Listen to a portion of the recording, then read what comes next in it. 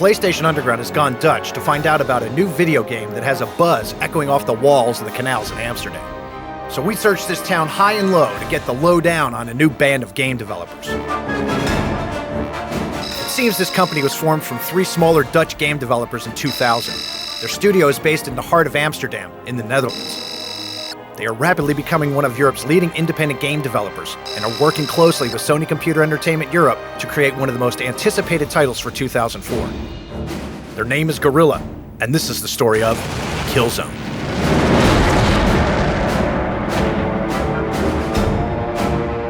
Killzone is a really high action-packed first-person shooter. You're part of a team of commandos and you're fighting against the Helghast.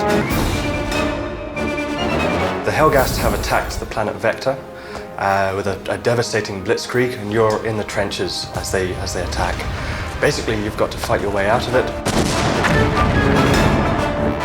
For Killzone, we really wanted to get a cinematic approach to a war game, so it's much more based on what war is like in movies, but you can really kind of feel the grit and the grime of it. It's very really kind of nasty, lots of fire, lots of dirt, lots of blood. For the world, for example, we really wanted to make the world feel like it's your home.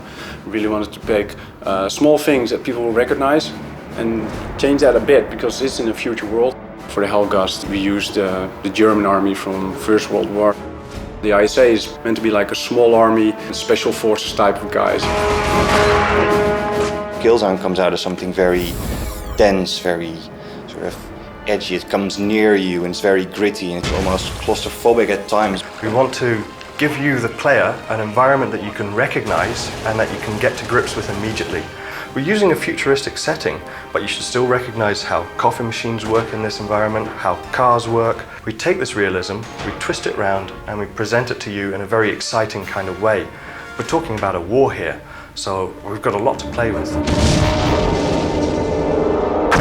What we wanted to do is really make a game that looked war-torn. So our concept time spent a lot of time researching how things looked first of all, but second of all how they were destroyed and how they look when they're completely kind of torn apart. We have cities which are completely kind of torn apart by war. We have jungles, we have riverbeds that have been dried up, all kind of, get linked together by this constant feel of worn, torn, destroyed scenery.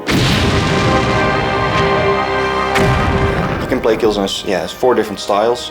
You've got Commando, it's an all-rounder, good aim and everything. You've got a stealth character, you can sneak up to people, silenced shots, close combat knives and everything. You've got a heavy weapons guy, and of course there's our secret spy character.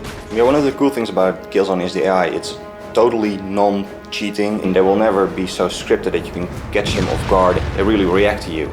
We've got a series of individual people that will actually react to you, the player, only when you move, only when you actually trigger them. We can then multiply that and build it into a squad, a brick of 4 guys, and that makes our AI extremely flexible. And then you can go offline split screen, play with your buddies, and you can add bots, so you're playing with your buddy and you can play on a team with 6 other bots against 8 other ones. With all the combinations and all of the different possibilities you can play Killzone, it's almost unlimited. It depends on how you want to play it instead of what the game allows you to do. You're playing events in and around the single player experience, and we have a number of different game types to reflect that.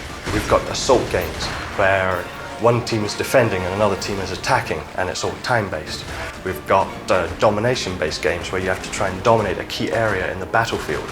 Of course, we allow you to deathmatch, because no online game is complete without it. A lot of people already have a broadband adapter. I think it's worth it buying one if you don't have one yet. It looks good, it feels good. Everybody's playing online. People are immediately having a lot of fun. The good thing of making a first-person shooter is that the player has a lot of freedom. You can move everywhere, so you have to design every single angle. That makes it really interesting. The other really big thing, I think, is like how your hands move. It's just the only thing you see of the player is like his hands and the gun. The weapon almost becomes the character.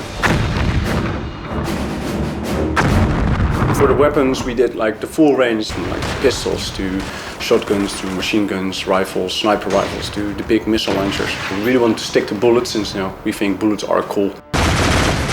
to a lot of reference from the real guns and actually design the weapons from the inside out. If you do proper research in your weapons, the animations will immediately look very good as well. The weapons are very cool to use. They have really nice reload animations and they handle really nicely. They actually feel like a real gun.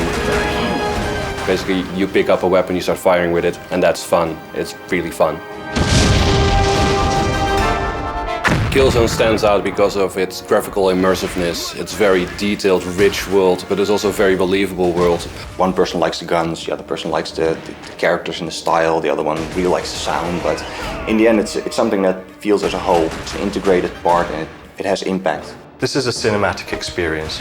You are going to be thrown in the center of the battle. The explosions will be going on all around you, and we want you to feel scared. We want your heart to race. From what we've seen and people playing Killzone so far, they refer to it as an experience, as opposed to just playing a game.